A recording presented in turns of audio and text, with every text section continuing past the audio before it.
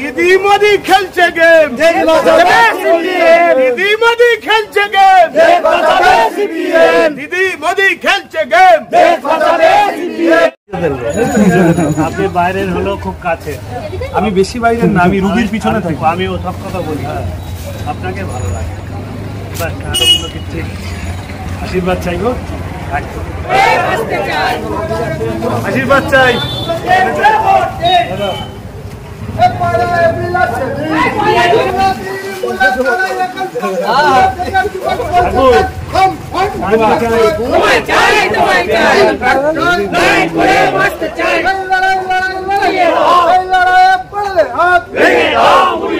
বলবেন আজ এখানে পথসভা নিয়ে কি বলবেন? পথসভা খুবই ভালো হচ্ছে, আমরা চাই এই পার্টি আসুক, এই পার্টিকেই আমরা চাই। তার কারণ কোনো কলকারখানা কিছুই হচ্ছে না, এই পার্টিকেই আমরা পছন্দ করে নিয়েছি। এই যে যাদবপুর লোকসভা কতটা আত্মবিশ্বাস আছে, লোকসভা ভোটে কতটা জিতে পারবে বলে মনে করছে? আমরা আশা রাখছি জেতার জন্য। কি বলবেন? আমরা আশা রাখছি আমরা যাদবপুরে জিতব। মানুষের কতটা সাড়া পাচ্ছে? আওয়াজ তো ভালো দেখছি, আওয়াজ ভালোই আছে।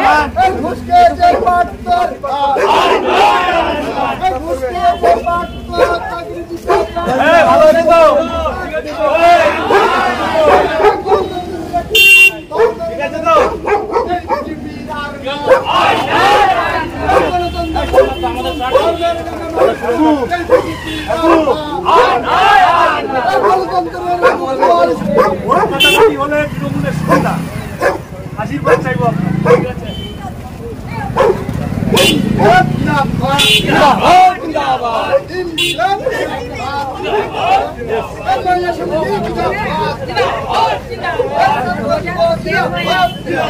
তৃণমূলকে হারাতে গেলে ভাঙড়ের মাটিতে ভোট ভাগাভাগি হলে চলবে না, সবাই বামপন্থীদের ভোট দেবে, সেই সাহায্য চাইছে।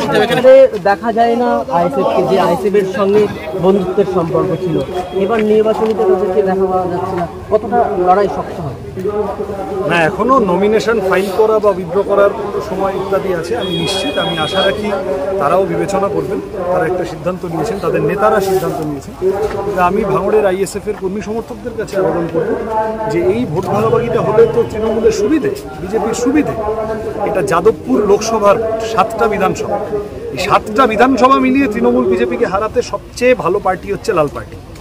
এটা যদি ভাঙড়ের একার ভোট হতো তাহলে একরকম হতো, কিন্তু কথা হচ্ছে যে এই পুরোটার মধ্যে দাঁড়িয়ে আইএসএফ কর্মী সমর্থকদের সাহায্য পেলে আমরা যেভাবে তৃণমূল বিজেপিকে পরাস্ত করতে পারব, তাতে ভাঙড়ের আইএসএফ সমর্থকদেরও তাতে লাভ আছে।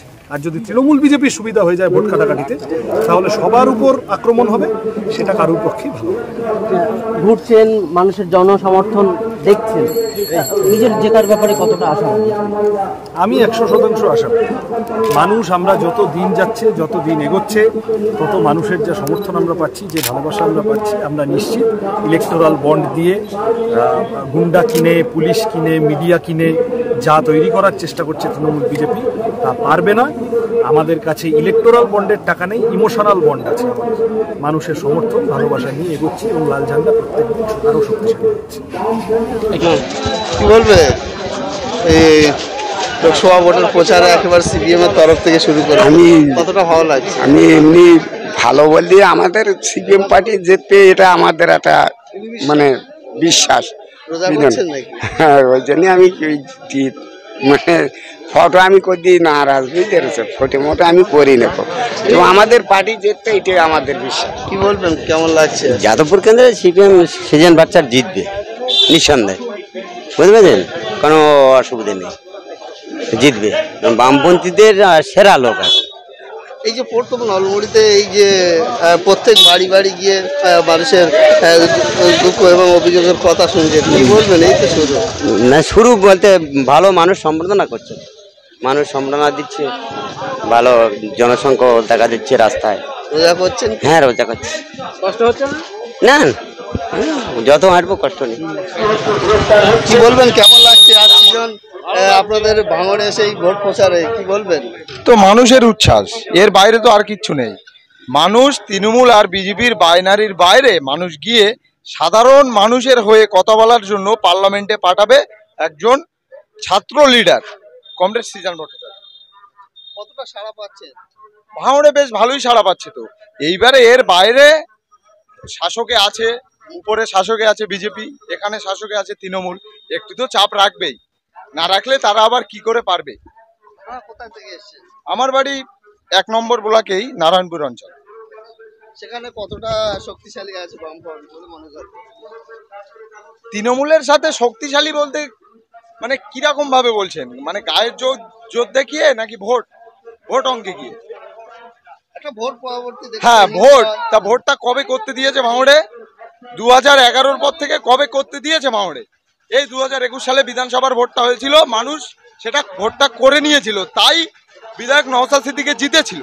সিপিএম এর নেতারা জান প্রাণ দিয়ে লড়ে সেই ভোটটা করিয়ে জিতেছিল, কিন্তু সেই ভোট যদি আবারও করতে দেয় এই লোকসভায়, মানুষের পক্ষে ভোট থাকবে, মানুষ আবার জয়ী হবে, মানুষের আমাদের লিডাররা গিয়ে পার্লামেন্টে কথা বলবে, এর বাইরে আর কিচ্ছু নেই। কি বলবেন, কেমন লাগছে? কি বলবে? ভালো সাড়া পাচ্ছি। এই যে জোট হয়নি, কি বলবে জোটের বিষয় নিয়ে? জোটের বিষয়ে আমরা কিন্তু বলতে পারছি না, আমাদের নেতৃত্ব ছাড়া কিছু বলতে পারবো না। কি বলবেন, কতটা সাড়া পাচ্ছে লোকসভা ভোটের এই প্রচারে?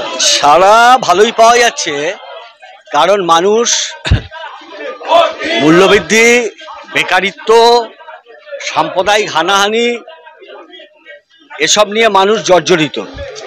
মানুষ চাইছে বামপন্থীদের কণ্ঠস্বর বেশি করে পার্লামেন্টে আসুক, সেই কারণে সাড়া ভালো পাচ্ছি। পশ্চিমবাংলায় যে বাইনারি তৃণমূল এবং বিজেপির হয়েছিল, যার পিছনে তারা ধর্মকে ব্যবহার করছিল, সেটা মানুষ ধীরে ধীরে বুঝতে পারছে। মানুষ চাইছে যে আমাদের যে জীবনের সমস্যা, সেই সমস্যাগুলো সমাধান দরকার, তার জন্য লড়াই দরকার। মাঠে ময়দানেও লড়াই অনেকটা বেড়েছে, এবং পার্লামেন্টেও যাতে এই লড়াইয়ের প্রতিফলন ঘটে সেইটা মানুষ বুঝছেন, এবং আমরা মনে করি যে মানুষ আমরা যা প্রচার করছি ভালোই সাড়া দিচ্ছেন। গত 21 সালে আপনাদের একটা সংযুক্ত মোর্চার এখান থেকে জিতে নওশাদ সিদ্দিকী তিনি বিধানসভায় যান, সেই জোট কিন্তু এই দেখা যাচ্ছে 24-এ নেই। কি বলবেন, আইএসএফও তো প্রার্থী দিয়ে? বিষয় হলো এটা লোকসভা ভোট, এটা বিধানসভা ভোট নয়। লোকসভা ভোটে অল্প আসন, আর আমরা বামপন্থীরা সিপিআইএম চেষ্টা করছিলাম পশ্চিমবাংলায়, বিশেষ করে যে তৃণমূল এবং বিজেপির বাইনারি পলিটিক্স হয়েছে তাকে পর্যদুস্ত করবার জন্য সমস্ত শক্তিকে এক করা। এখানে কংগ্রেসেরও শক্তি আছে, আইএসএফ এরও শক্তি আছে, সব শক্তিতে এক জায়গায় করা, কিন্তু আসন কম। সেই কারণে আমরা সব পার্টির মধ্যে আমাদের আসন ছেড়ে দিয়ে সব পার্টির মধ্যে আমরা একটা বন্টন করার চেষ্টা করছিলাম, এবং আমি আশা করি যে তৃণমূল এবং বিজেপির বিরুদ্ধে মানুষ নিশ্চিতভাবে আমাদের সমর্থন করবেন। আমি ভাঙড়ের আইএসএফ সমর্থক যারা আছেন এবং অত্যাচারিত তৃণমূলের যারা সমর্থক আছেন, যারা বিজেপিতে ভোট দিয়ে গতবার ভুল করেছেন, তাদের জীবনে তারা প্রমাণ পেয়েছেন, সমস্ত মানুষকে আমরা চাইছি তারা তৃণমূল এবং বিজেপিকে যারা হারাতে পারবে তাদের পক্ষে এসে দাঁড়াবে। এখানে দেখা যায় ভোট পরবর্তী ব্যাপক একটা হিংসা হয়, তা নিয়ে কি ভাবছেন? ভোট পরবর্তী হিংসা হয়, এবং এটা ভাঙড় ক্যানিং চত্বরে খুব বেশি করে হয়। ইতিমধ্যে 8 সালের পর থেকে আমাদের বহু কর্মী ঘর ছাড়া হয়েছে, হাত পা ভেঙেছে, জরিমানা হয়েছে। সুতরাং অত সহজে এবার হবে না, মানুষ কিন্তু এখন বিভিন্ন জায়গায় প্রতিরোধ করছে।